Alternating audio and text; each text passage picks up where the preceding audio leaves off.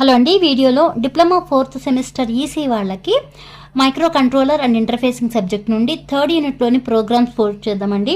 Previous వీడియోలో addition programs post చేసాం కదా, ఈ వీడియోలో సబ్ట్రాక్షన్ ప్రోగ్రామ్ చూద్దాం. Okay, write a program to subtract 1296H from 2762H and save the result in RAM locations starting at 50H. Okay, ఇక్కడ మనకి 216-bit numbers ఇచ్చారు. ఆ 216-bit నంబర్స్కి సబ్ట్రాక్షన్ ఆపరేషన్ పర్ఫామ్ చేయమన్నారు. బట్ 8051 అనేది 8-bit మైక్రో కంట్రోలర్, అంటే at a time 16-bit అనేది possible అవ్వదు. అప్పుడు ఏం చేయాలి? 8-bit మాత్రమే పర్ఫామ్ చేయాలి సబ్ట్రాక్షన్ అనేది.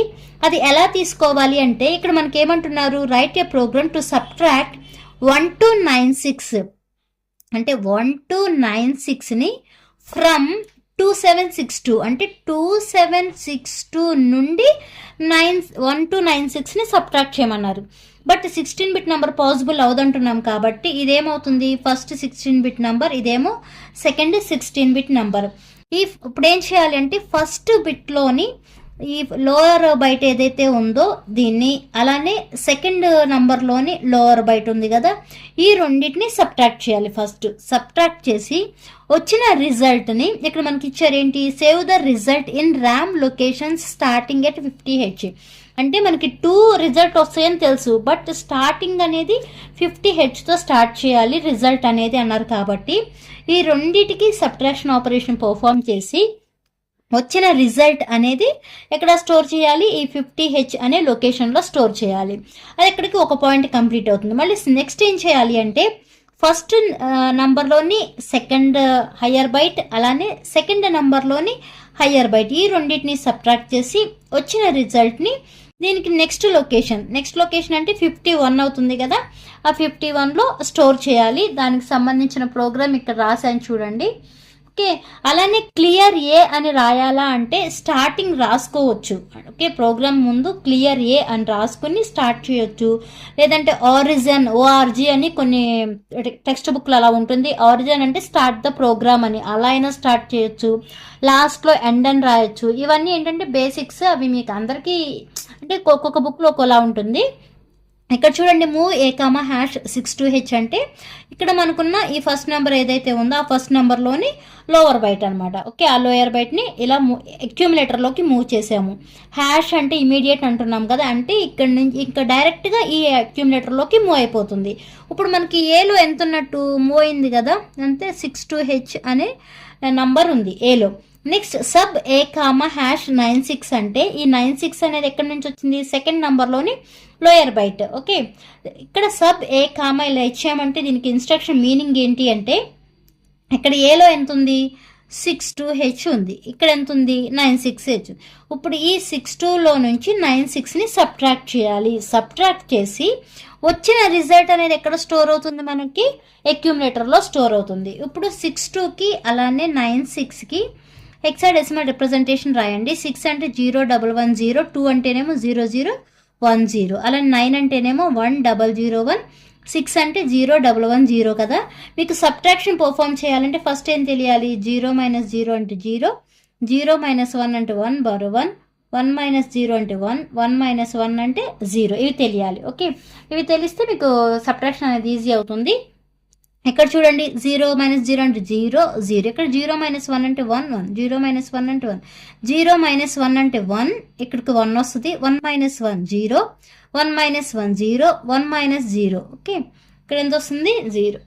నెక్స్ట్ 1 - 0 అంటే 1, ఇక్కడ మళ్ళీ 0 - 1 అంటే 1, ఇక్కడ ఎంత వస్తుంది, మనకి క్యారీ వచ్చింది. ఓకే, ఆ క్యారీని నెక్స్ట్ సబ్ట్రాక్షన్లో నుంచి సబ్ట్రాక్ట్ చేయాలి, అది కూడా చెప్తానండి.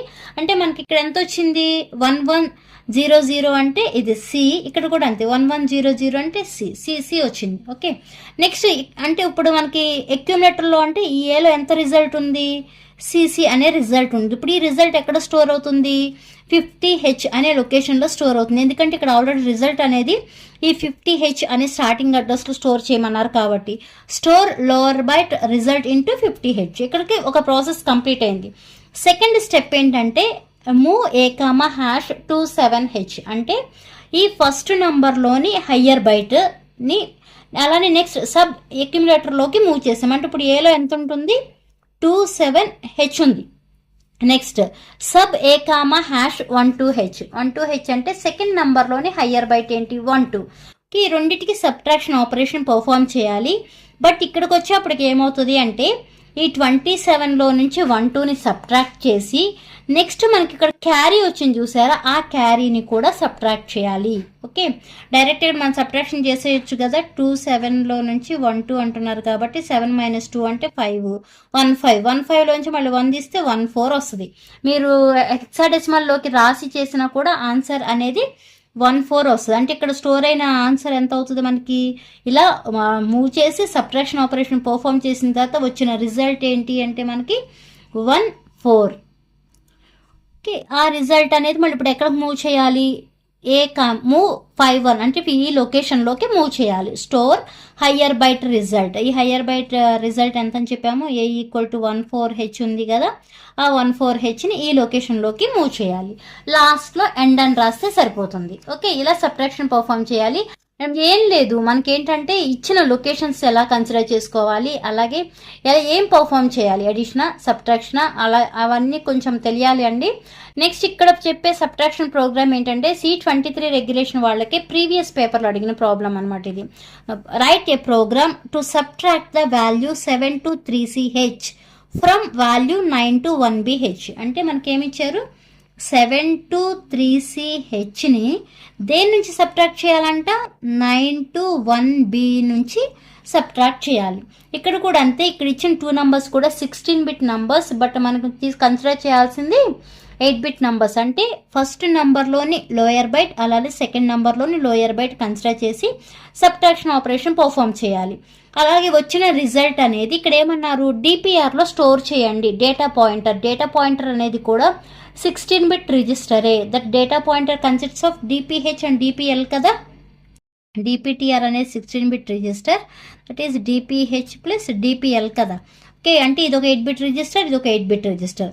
ఫస్ట్ లోయర్ బైట్కి ఈ లోయర్ బైట్కి సబ్ట్రాక్షన్ ఆపరేషన్ పర్ఫామ్ చేసి వచ్చిన రిజల్ట్ అనేది ఈ DPLలో స్టోర్ చేస్తాము.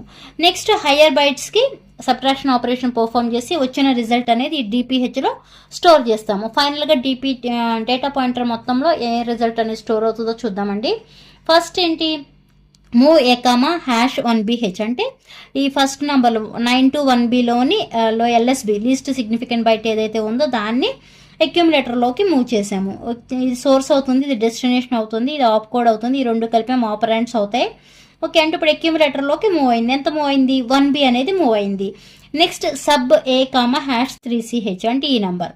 ఓకే, సబ్ట్రాక్ట్ LSB ఆఫ్ ఈ 7 to 3Cలో LSB ఏదైతే ఉందో ఆ LSB అనేది ఇక్కడ మూవ్ అవుతుంది. అంటే ఇప్పుడు ఇక్కడున్న నంబర్కి అలానే ఇక్కడున్న నంబర్కి సబ్ట్రాక్షన్ ఆపరేషన్ పర్ఫామ్ చేయాలి. అంటే 1Bకి 3Cకి. 1Bకి బైనరీ 1 అంటే ఏంటి, 0001, B అంటేనేమో 1011 కదా.